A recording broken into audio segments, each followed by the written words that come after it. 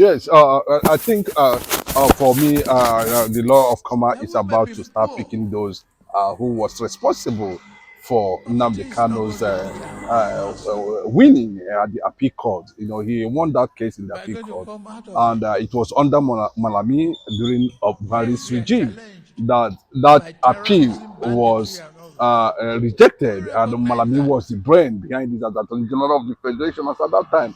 Now, Molami is facing another trouble currently now as a result of having seen the pressure coming from the United States of America that everybody that was involved in the process of that illegal kidnap must definitely face ICC International Criminal Court. Malami is one of them, and those who are still alive, apart from the president who is now nowhere to be found, possibly he late. He will not be included because he's no longer alive. But you can see that Tinubu is trying to exonerate himself and trying to throw the blame on Malami. That Malami is the one who actually, caused this unnecessary battle that the federal government is closely facing with Mazen Nnamdi Kanu presently now. And for that has actually, opened another line of thorough investigation about how that illegality was carried out in Kenya. And of course, after Mazen Nnamdi Kanu has won the appeal, in the appeal, discharged and acquitted, this December, came back from the back door and started instigating another process, getting court injunctions as the Attorney General of the Federation, imposing court, restriction and order on Mazen Nnamdi Kanu's freedom.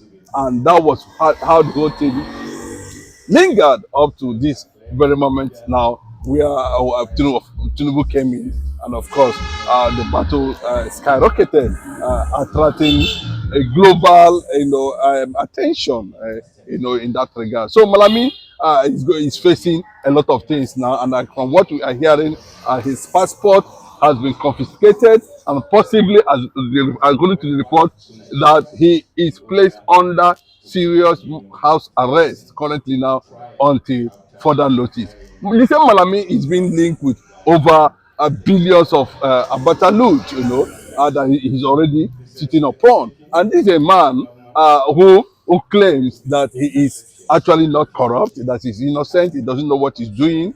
He knows what he's doing under Buhari, and that Nnamdi Kanu, who never committed any offense, actually committed the offense. But you can see it clearly, Nigerian politicians, how funny they are. This is a clear allegation of how corrupt they are and how manipulative they are, to the extent that, corrupting the judicial process, that has, brought a lot of mix-up currently now, especially the issue of Mazi Nnamdi Kanu. I do not know why Bola Ahmed Tinubu actually decided, maybe he realized, that there's no way out, that Malami must face, the consequences of their decision during their era, during their government, and that is what is actually happening now. That's what actually happened.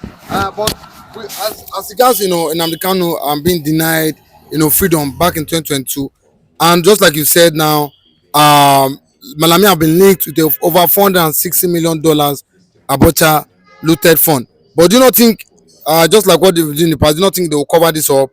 They will cover this story up I and think, protect him? I think Malami recently was a very deep critic of Bola Ahmed Tinubu's administration, has been criticizing Bola Ahmed Tinubu's administration, from different angles, showing that, his master Buhari actually did very better than Buhari, better than Tinubu, and there might be reasons where they decided to, target him at this point in time, coupled with the kind of, a process of which Mazi Nnamdi Kanu, who is supposed to be working freely now, got entangled, in that process to this moment. So it's likely they're all politicians. They know themselves at any point in time, but nobody knows whether Bola Ahmed Tinubu just want to deceive the public. That is actually fighting corruption. Maybe that was the reason why he went for Malami. Because I do not know how he's going to settle that, because this is a former attorney general. Though he has been placed his passport, everything confiscated by the federal government, until further notice. He is being linked with an alleged, looting of Abacha's money. Money that was looted was also re-looted under Buhari's government. And these are the people who sat on the corridors of power, pretending that, they are actually serving the people. But it has shown that, they are serving themselves. It is not only Malami, almost 90% of Nigerian politicians are involved in this kind of corrupt practices that Malami has actually found himself today. Okay, but do you not think it's at time the Nnamdi Kanu's legal team finally take this to the international criminal court or the United States government as regards, Malami being corrupt and being the one that masterminded the rendition of Nnamdi Kanu? Of course, several petitions has gone to that in that direction. Relevant agencies has been alerted. Malami's name is well specified in the list of those who were involved in that illegal rendition. Another person is Femi Adesina, and so many of them like that, including Brutai. They were all involved. So the United States, as they are aware, the international community, EU, are all aware, and they have actually condemned that act, as an infringement to Mazi Nnamdi Kanu's fundamental human right, and an abuse of his, right and privilege to self determination campaign. So the United States, we don't know where this is actually coming from. I remember there was a time Tinubu dispatched a certain level of high profile delegates to the United States of America to meet the congressmen, and we don't know whether some of these things we are being pointed at, whether this money they are talking about today is being used to finance terrorism in Nigeria. Nobody knows, but the Nigerian government should come up clearly and tell us exactly what their intentions are, because we have thousands of Milamis within the government who are also playing the same game Malami is accused of today. Why the pressure is still coming from the outside world on Bola Ahmed Tinubu to actually do the needful, and possibly bring these people to the attention of the International Criminal Court for persecution, and of course, for contravening the Commonwealth treaties that was entered within Commonwealth nations, because Kenya too was a Commonwealth nation, and that is it. So if actually we are not seeing a kind of perceived or tailored attack on Malami and the rest of them, then we want to see federal government transfer those who were involved in that illegality in Kenya, and of course manipulating the judicial process at the end of the day, face international criminal courts. But do you know that if Tinubu don't act as regards what the likes of Femi Falana are calling for his arrest, do you not think the likes of Femi Falana might sue the federal government if they don't, do the needful to this to Malami? I don't know why he's also involved, according to his book launched before Buhari finally left office, where he actually detailed how they conspired and sat on the ground and decided what they are going to do to Mazi Nnamdi Kanu. So it's whether they are going to see or not, that is not the issue. The issue is that, the people conspired and carry out an illegal process in Kenya. The fact is, yes, there was conspiracy, in that regard, to the extent of compromising the Kenyan police in that process. So, yes, they are using all their manner of, all their links and contacts, to sabotage the whereabouts and the movement of Mazi Nnamdi Kanu in Kenya. Of course, if the government feel otherwise, then they should be able to, do the needful, get all the parties involved. If actually they wanted to, pursue that issue of handing them over to the international criminal court for having brought a very damaging image on the part of Nigeria today, But let us say that maybe this is another selective justice, injustice, or this is another selective fight, of victimization instead of fighting corruption. So anyhow it goes, we are going to see as the drama unfold. But currently now, the motive of the federal government to lay siege on Malami currently now might be too much thing, that is Nigerians are yet to understand, and the federal government are yet to make their intentions public in that regard. Well, I have had a lot of conversation about Nnamdi Kanu's situation, including revealing to the Nigerian people that his trial was pre-planned. Everything that eventually played out on the day of his conviction had already been exposed by me on November 5. Maybe we are only lucky that we fought a bit through the Free Nnamdi Kanu protest to have saved Nnamdi Kanu from the hangman's noose. They were going to sentence him to death. That was the plan. And you can check my Twitter and Facebook posts on November 5, because I was giving that information in advance. They also, as a result of that, got very upset that we had a protest in Abuja. They shot at us, tear gas, arrested his lawyers, myself, later, and took us to the court outside of, within Abuja, but, near Kuje, and sent us to prison for 4 days. After we were granted bail on a Friday, the judge who was supposed to sign off on our bail paper ran away. He didn't come back until Monday. They were already setting the agenda for Nnamdi Kanu's conviction, or whatever they were going to do. But when they realized that maybe this is not popular or not going to be popular, they kind of pulled back a bit, and they did the life imprisonment. And they have also realized that even the life imprisonment has not stopped his life, or the life of what he stood for. Because it came at a time that, like I've always said, he prophetically predicted some of the things that are happening in Nigeria now. And when he was eventually convicted, those things have come full circle in terms of terrorism, the unchecked activities of the people you call terrorists or bandits, who have been given preferential treatments in Nigeria over time. They always have the right, they can drive around in their convoys with vehicles seized from the Nigerian army.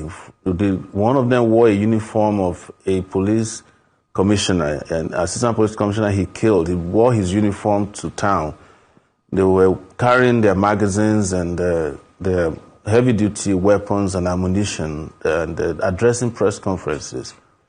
I insist that till date, the only evidence that was adduced against Nnamdi Kanu in his trial, the whole trial, was that he had a microphone and he had a radio transmitter and his underwear, both top and bottom, that he found in a hotel. Every other evidence they claim was against him were things that were circumstantial. Oh, he said that the people should kill police even when he was not in the country. Oh, he was the one who made NSAS to become what it is.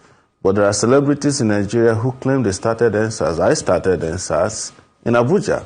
And I was the one who gathered a lot of people that joined NSAS by calling them individuals, some of the celebrities.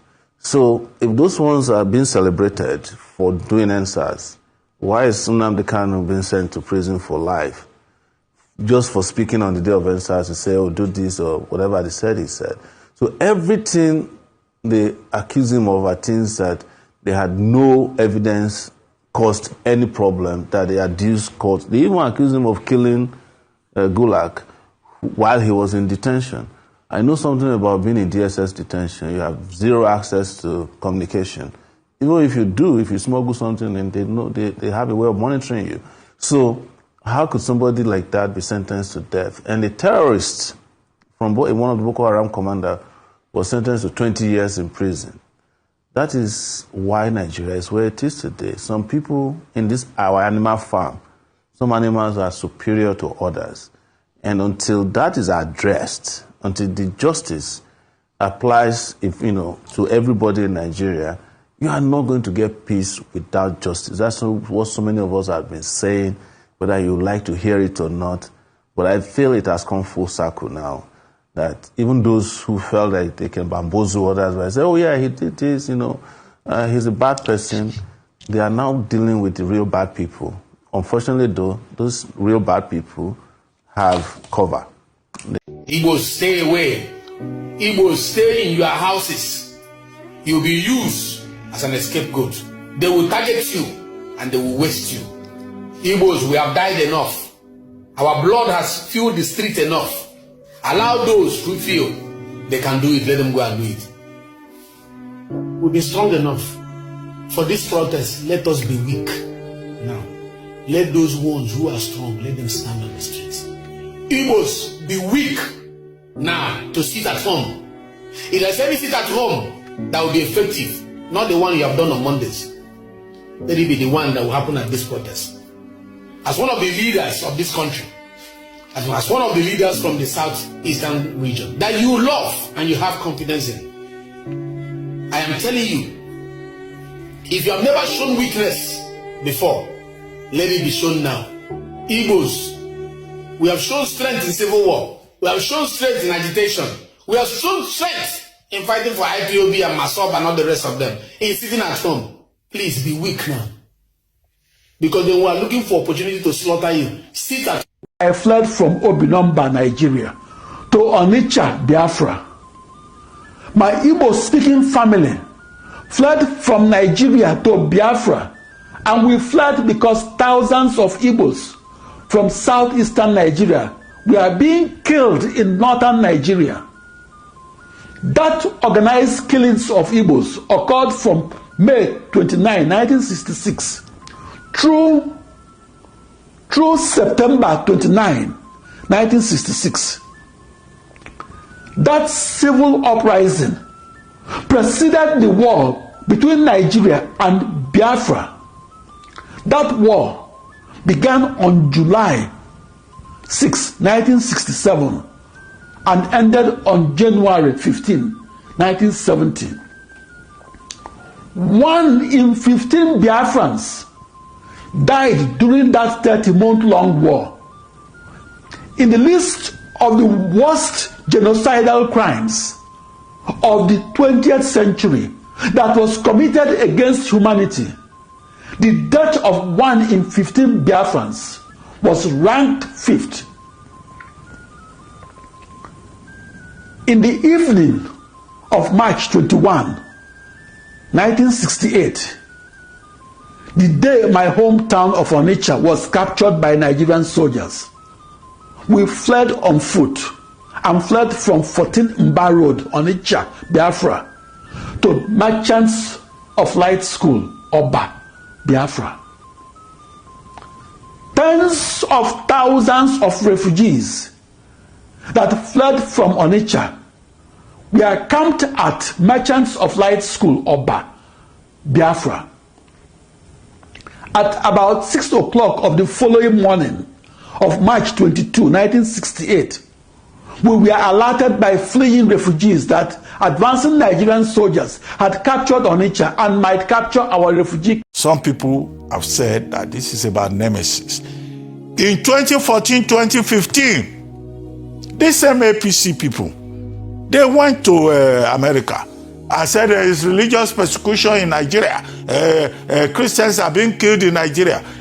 America should do something about President Jonathan's administration. Okay, yeah, it's the God of Jonathan that is now responding to them. So it looks like nemesis. But this is our country, and we have an obligation to defend this country. The same Americans, when America is at war, you see that all of them will come together. They will put Nigeria first.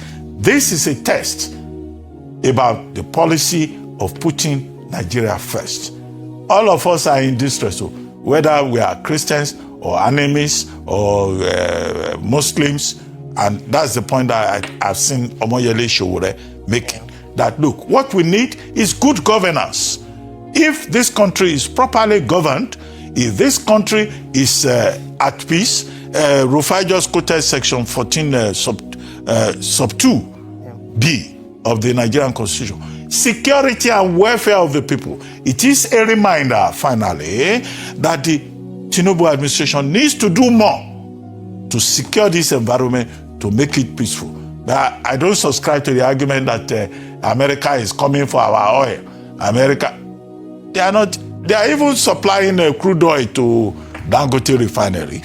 They are not even buying our gas from Nigeria LNG. They are getting their gas from elsewhere.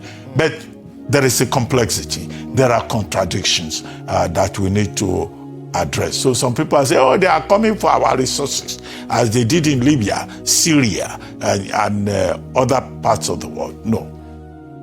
We should not demarcate our country, but we should support government.